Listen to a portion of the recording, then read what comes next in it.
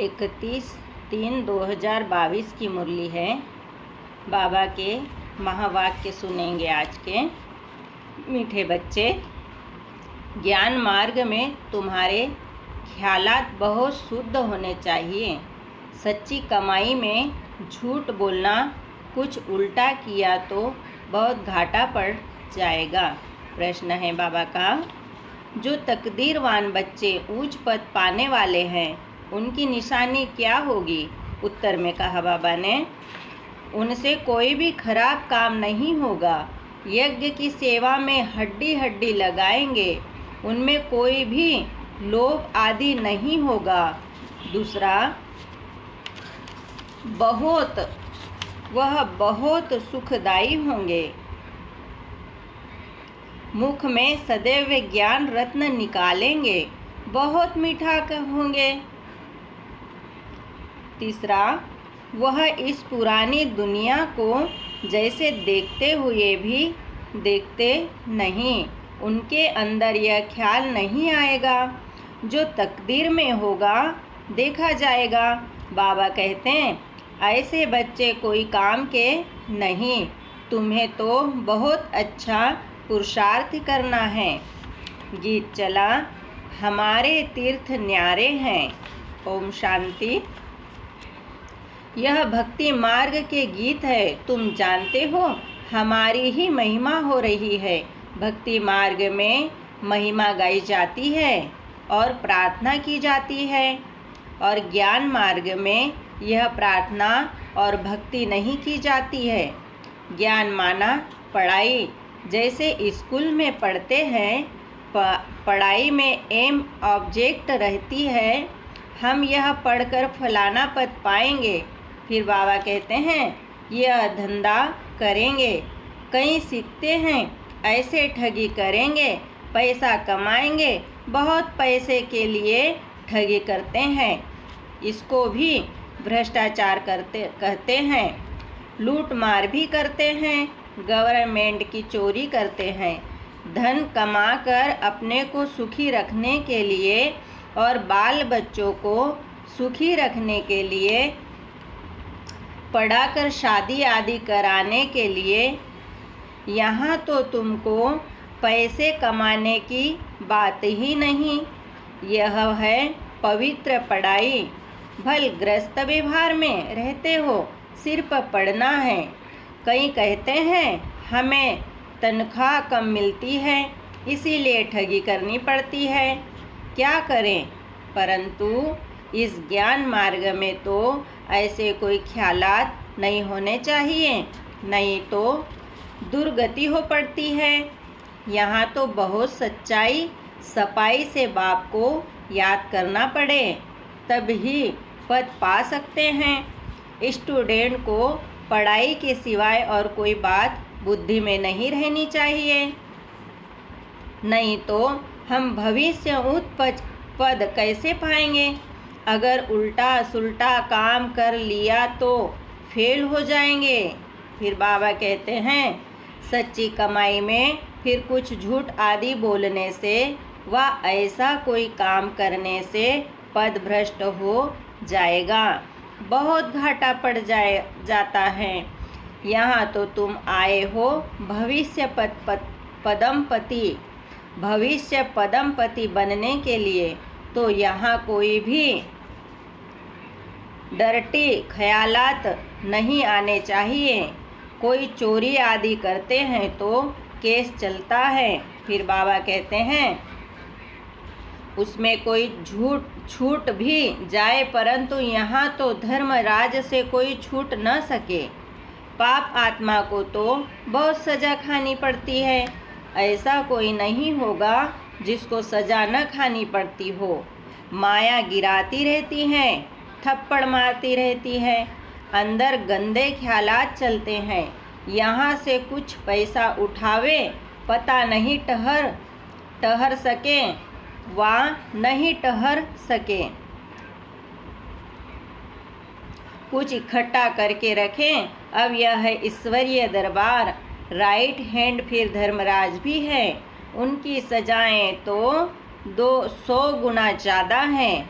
नए नए बच्चों को शायद मालूम न भी हो, इसीलिए बाबा सावधान करते हैं। तुम बच्चों के ख्यालात बड़े शुद्ध होने चाहिए। बहुत बच्चे लिखते हैं, बाबा आपका फरमान है कि गृहस्थ व्यवहार में रहते सिर्फ मुझे याद करो, श्रीमत बिगर कोई भी काम नहीं करो। परंतु हमको तो व्यवहार में बहुत कुछ करना पड़ता है, नहीं तो हम गुजारा कैसे करें? इतने थोड़े रुपयों से इतने भांति परिवार के सदस्य कैसे चल सकेंगे? भूखा रहना पड़े, इसीलिए व्यापारी लोग धर्माओं भी कुछ निकालते रहते हैं। समझते हैं जो कुछ हमारे से पाप होते हैं वह मिट जाएं, हम धर्मात्मा बन जाएं। धर्मात्मा पुरुष से बहुत पाप नहीं होता है, क्योंकि धर्मात्मा पाप से कुछ डरते हैं। ऐसे भी बहुत होते हैं जो कभी धंधे में झूठ नहीं बोलते, एकदम दाम फिक्स रखते हैं। कलकत्ते में एक बर्तन बेचने वाला था, सबके दाम बोर्ड पर लिख देता था, फिर कुछ भी कम नहीं करता। फिर कोई तो बहुत झूठ बोलते हैं।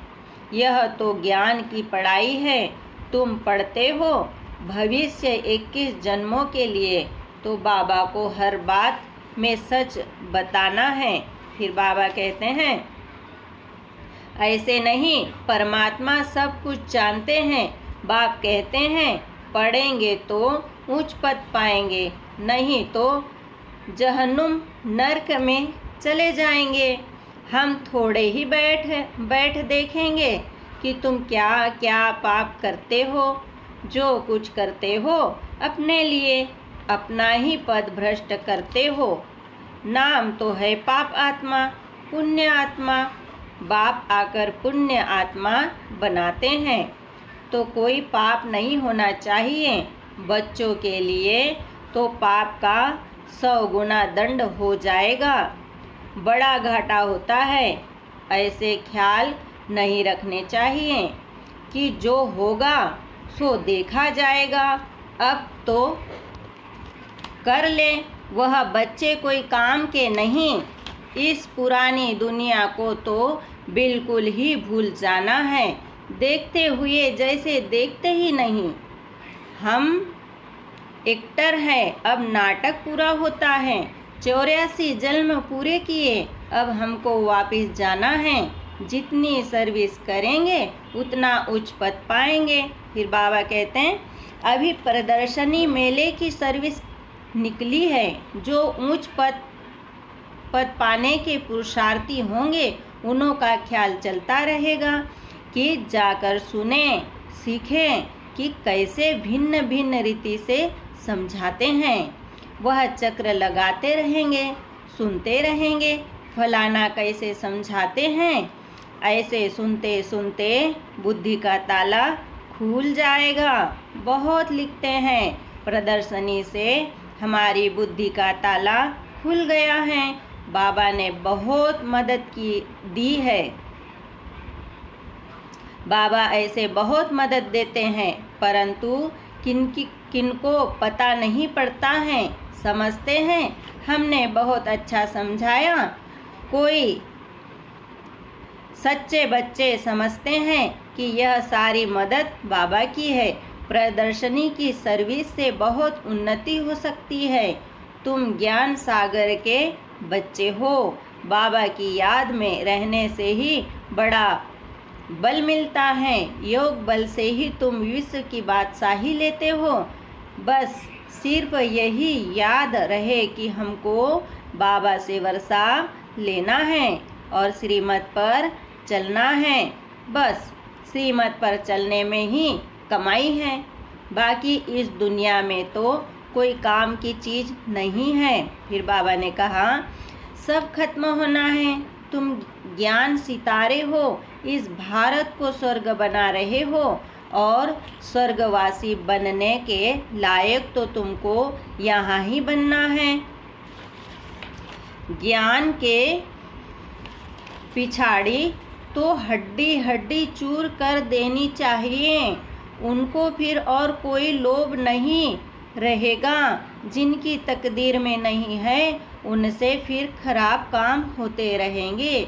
यहाँ तो तुमको सुखदाई बनाना है। बाप कहते हैं मैं सुखदाई बनाने आया हूँ, तुम भी सुखदाई बनो। उनके मुख से सदैव ज्ञान रत्न निकलेंगे। शैतानी की कोई बात नहीं निकलेगी। झूठ बोलने से तो कुछ न बोलना अच्छा है, बहुत मीठा बनना है। माँ बाप का सो करना है। बाबा के लिए ही लिखा है, सतगुरु का निंदक ठौर न पाए। जरा भी कड़वापन अवगुण आदि नहीं होना चाहिए। बहुत है जिनको थोड़ी चीज नहीं मिलती है तो एकदम बिगड़ पड़ते हैं, परंतु बच्चों को परीक्षा समझ शांत में रहना चाहिए। आगे बड़े बड़े ऋषि मुनि कहते थे हम ईश्वर को नहीं जानते। अब अगर यह लोग सन्यासी आदि ऐसे कहेंगे तो कोई इनको माने ही नहीं। समझेंगे जो खुद ही ईश्वर को नहीं जानते वह हमको रास्ता क्या बताएंगे। आजकल एक दो के गुरु बहुत बन गए हैं। हिंदू नारी का पति भी गुरु है, ईश्वर है।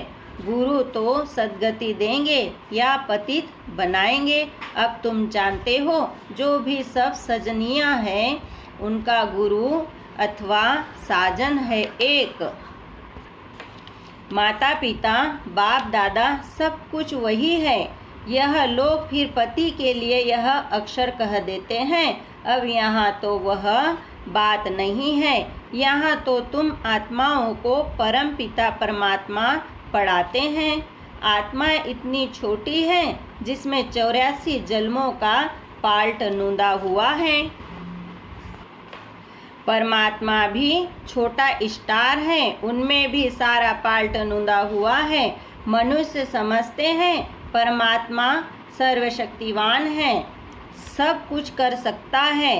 परमपिता परमात्मा कहते हैं ऐसी कोई बात नहीं है, ड्रामा अनुसार मेरा भी फाल्ट है।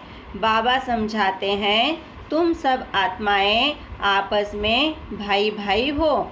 आत्मा अपने भाई के शरीर का खून कैसे करेगी। हम सब आत्माओं को बाप से वर्षा लेना है। मेल हो चाहे फीमेल, वह भी देह अभिमान छोड़ना है। शिव बाबा कितना मीठा है, तो हम भी शिव बाबा के बच्चे हैं, भाई भाई हैं। तो हमको कभी भी आपस में लड़ना झगड़ना नहीं चाहिए। देही अभिमानी रहे तो कभी भी लड़े नहीं। बाबा क्या कहेंगे। बाबा इतना बाप इतना मीठा और बच्चे लड़ते रहते हैं। इस समय मनुष्यों में आत्मा का ज्ञान भी नहीं है। हम आत्मा परमात्मा की संतान हैं, फिर लड़े क्यों। मनुष्य तो सिर्फ कहने मात्र कह देते हैं, तुम तो प्रैक्टिकल में हो। बाप कहते हैं देह अभिमान को छोड़ो, हम आत्मा हैं, अब वापिस जाना है। यही तात लगी रहे, पूरा पुरुषार्थ करना चाहिए। बाप जैसा मीठा और लवली जरूर बनना है। तब बाप कहेंगे सुपत बच्चा है, कितना लवली हो गया है। बाप कितना निरहंकारी है।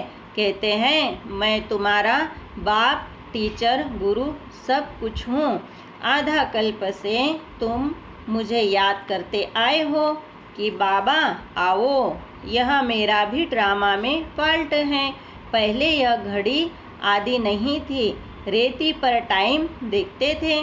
यह साइंस से जो कुछ बन रहा है यह तुम्हारे लिए है। यह साइंस वाले कोई ज्ञान नहीं लेंगे, उनको आना ही प्रजा में है। महल आदि बनाने वाली तो प्रजा ही होती है ना।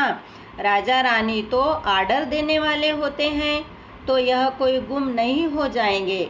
यह बहुत होशियार हो रहे हैं। बाकी चंद्रमा आदि पर जाना यह सब अति की निशानी है। साइंस भी दुख देने वाली हो गई है। वहाँ सुख की चीज़ें रहती है, यह बाकी है थोड़े समय के लिए। टू मच में जाते हैं तो विनाश हो जाता है। बाकी सुख तो तुम भोगेंगे। मम्मा बाबा कहते हो तो फॉलो करना चाहिए। तुम्हारे मुख से सदैव रत्न निकलने चाहिए। कहते हैं पत्थरों ने गीत गाया, पहले तुम पत्थर बुद्धि थे, बाबा ने आकर तुमको पत्थर बुद्धि से पारस बुद्धि बनाया है। अभी तुम गीता का गीत गा रहे हो। बाकी वह पत्थर गीत नहीं गाएंगे, गीता को ही गीत कहा जाता है। तुम अभी परम पिता परमात्मा की बायोग्राफी को जानते हो। वो लोग तो कुछ भी अर्थ नहीं समझते हैं, रत्नों के बदले पत्थर ही मारते हैं। अब तुम्हारी बुद्धि में रत्न है, नंबरवार। कोई के मुख से तो हीरे मोती निकलते हैं, इसीलिए ही तुम्हारे नाम पड़े हैं नीलम परी, सब्ज परी। तुम पत्थरों से रत्न अथवा पारस बन रहे हो। फिर बाबा कहते हैं अब तुम्हारा काम है जो भी आवे उनको समझाना। तो तुम्हारा परम पिता परमात्मा के साथ क्या संबंध है? जब तक इस बात का एक्यूरेट जवाब नहीं लिख कर दे तब तक बाबा को मिलना ही फालतू है। पहले बाप को जाने तब समझे कि बी के किसकी पोत्रियां हैं। बड़ी ऊंची मंजिल है। 21 जन्मों की बादशाही गरीब से गरीब भी ले सकते हैं। विश्व का मालिक बनना कोई कम बात है क्या? सिर्फ श्रीमत पर चलना है। भगवान खुद कुर्बान जाते हैं। बच्चों पर 21 जन्मों की कुर्बानी करते हैं। कहते हैं विश्व के मालिक भव। जरूर बच्चों के मुख से रत्न ही निकलते हैं। तब तो भविष्य में पूजनीय देवता बनते हैं। अच्छा, मीठे मीठे सिखिल दे बच्चों प्रति माता पिता बाप दादा का याद प्यार और गुड मॉर्निंग। रूहानी बाप की रूहानी बच्चों को नमस्ते। हम रूहानी बच्चों की रूहानी बाप दादा को याद प्यार गुड मॉर्निंग नमस्ते। ओम शांति। धारणा के लिए मुख्य सार है। पहला पॉइंट है मीठा बन माँ बाप का शो करना है। कड़वापन जरा भी है तो उसे निकाल देना है। बाप जैसा मीठा लवली जरूर बनना है। दूसरा पॉइंट है कोई भी काम श्रीमत के बिना नहीं करना है। श्रीमत में ही सच्ची कमाई है।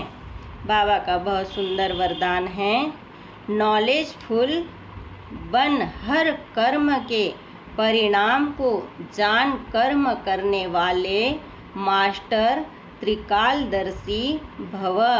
वरदान का डिटेल सुनेंगे। त्रिकालदर्शी बच्चे हर कर्म के परिणाम को जानकर फिर कर्म करते हैं। वे कभी ऐसे नहीं कहते कि होना तो नहीं चाहिए था लेकिन हो गया, बोलना नहीं चाहिए था लेकिन बोल लिया। इससे सिद्ध है कि कर्म के परिणाम को न जान भोलेपन में कर्म कर लेते हो। भोला बनना अच्छा है लेकिन दिल से भोले बनो। बातों में और कर्म में भोले नहीं बनो। उसमें त्रिकालदर्शी बनकर हर बात सुनो और बोलो, तब कहेंगे सेठ अर्थात महान आत्मा। स्लोगन है 1-2 को कॉपी करने के बजाय बाप को कॉपी करो तो श्रेष्ठ आत्मा बन जाएंगे। ओम शांति, ओम शांति, ओम शांति।